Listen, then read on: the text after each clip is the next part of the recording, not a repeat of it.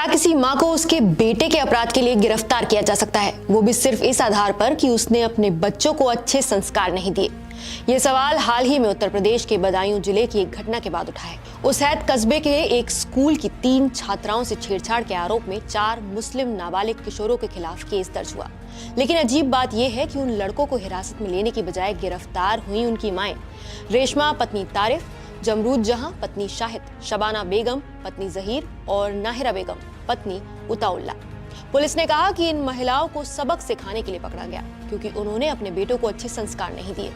इससे उन्हें समाज में शर्मसार भी होना पड़ा। ये पूरा मामला क्या है, चलिए आपको बताते हैं। बदायूं के उसैद कस्बे में 13 साल से कम उम्र के इन 4 लड़कों पर आरोप लगा कि उन्होंने कक्षा 8 की छात्राओं के साथ स्कूल जाते जाते अशोभनीय हरकतें और छेड़खानी की, वो भी कई दिनों से। लड़कियों के परिवार की शिकायत के बाद पुलिस ने यौन अपराधों से बच्चों के संरक्षण यानी पॉक्सो अधिनियम और भारतीय न्याय संहिता यानी बीएनएस की धाराओं में मामला दर्ज किया। हालांकि आरोपी लड़के नाबालिग हैं, इसलिए पुलिस ने उन्हें नोटिस देकर जमानत पर छोड़ दिया। इसके बाद शुक्रवार को पुलिस ने चारों लड़कों की मां को उनके घर से रोककर थाने ले गई और शांति भंग के चालान के साथ पेश किया गया।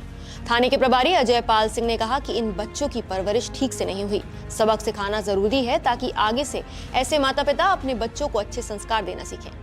माएं ही होती हैं जो बच्चों को संस्कार देती हैं। कहीं ना कहीं उनके पालन पोषण में कमी रह गई होगी।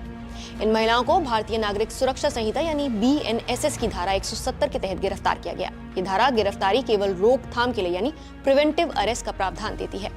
इसमें लिखा है कि अगर किसी पुलिस अधिकारी को ये पता हो कि कोई व्यक्ति संज्ञेय अपराध यानी ऐसा अपराध जिसमें गिरफ्तारी बिना वारंट के की जा सकती है करने की योजना बना रहा हो, तो वो व्यक्ति को गिरफ्तार कर सकता है, बशर्ते अपराध को रोकने का कोई दूसरा असरदार तरीका ना हो।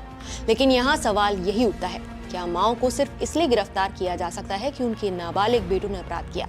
यहाँ आपको ये भी जान लेना चाहिए कि भारतीय दंड कानून में एक सिद्धांत होता है वाइकेरियस लाइबिलिटी यानी पर उत्तरदायित्व का। इसका मतलब है कि किसी व्यक्ति को किसी और के किए अपराध के लिए जिम्मेदार ठहराया जा सकता है, लेकिन केवल तब जब कानून में साफ तौर पर ऐसा प्रावधान हो।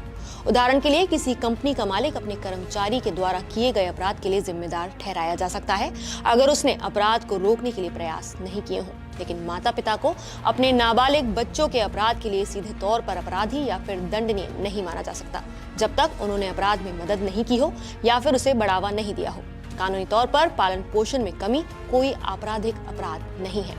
ऐसे में पुलिस द्वारा माओं की गिरफ्तारी कानूनी औचित्य पर गंभीर सवाल खड़े करती है। बदायूं के एसपी सिटी विजेंद्र द्विवेदी ने कहा है कि उन्हें इस गिरफ्तारी की जानकारी नहीं थी और वो एसएचओ से रिपोर्ट मांगेंगे।